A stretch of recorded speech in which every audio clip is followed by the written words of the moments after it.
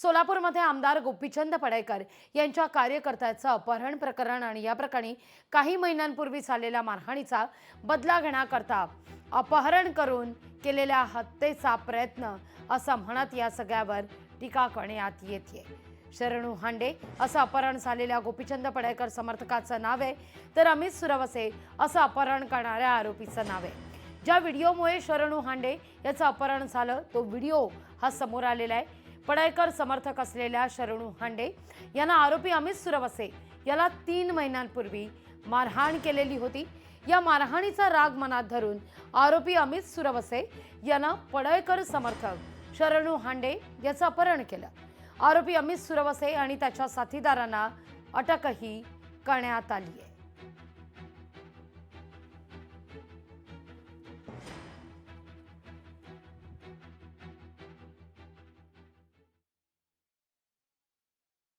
शरणू काय म्हणतोय की गाडीमध्ये मला यांनी मधल्या सीटच्या मध्ये टाकलं, तुडवलं, गेल्या पहिला मांडीवरती वार केला।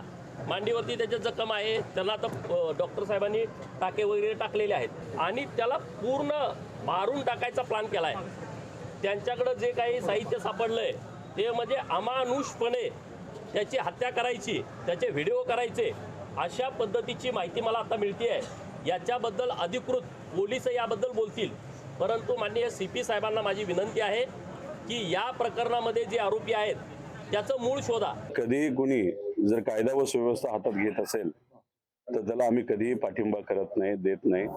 त्यामुळे जे पोलीस प्रशासन आहे त्यांनी योग्य ती कारवाई करावी। आता हा जो आमचा कार्यकर्ता आहे तो धनगर समाजाचा कार्यकर्ता आहे, त्याचं आणि ज्याची मारहाण झाली त्याचं 2-3 महिन्यापूर्वी त्या व्यक्तीने याची मारहाण केली होती आणि मग त्याच्यात कुठेतरी वाद वाढला असावा आणि कदाचित तिथे असणाऱ्या पोलीस प्रशासनाने त्याला मदत केली नव्हती आणि मग ती गोष्ट मनामध्ये ठेवून कधी कधी काय होतं, जर दुसऱ्या कोणाकडनं ते न्याय मिळत नसेल तर मग लोक न्याय व्यवस्था हातात घेण्याचा प्रयत्न करतात। त्यामुळे ह्या गोष्टीमध्ये निपक्ष पद्धतीने पोलिसांनी इन्व्हेस्टिगेशन करावं। दोन्ही वेगळ्या राजकीय पक्षाच्या कार्यकर्ते होतो आणि या इन्सिडेंटचं स्पष्ट कारण काय आहे त्याबद्दल आता तपास चालू आहे। आता प्रिलिमिनरी इन्व्हेस्टिगेशनला 2-3 महिने अगोदर हे विक्टिमनी अक्यूजला मारहाण केलं असा एक विषय आता समोर येत आहेत। ते जुनी भांडण जे आहेत ते कारण असण्याच्या शक्यता आहेत, पण आमच्या सखोल चौकशी चालू आहे। आणि ते तिथं उभारले आले गाडीत डायरेक्ट उभार केला, तिथनं गाडीवरून पाण्याला बांधून घेऊन। किती जण होते? 7 जण काय गाडीत बसून झोपले होते। मला तिला काहीतरी डिपार्टमेंट कशाने मारले? हातात काय होते? हत्यार आपलं कोयता होती आणि वॉकी स्टिक होतं आणि तलवार होती।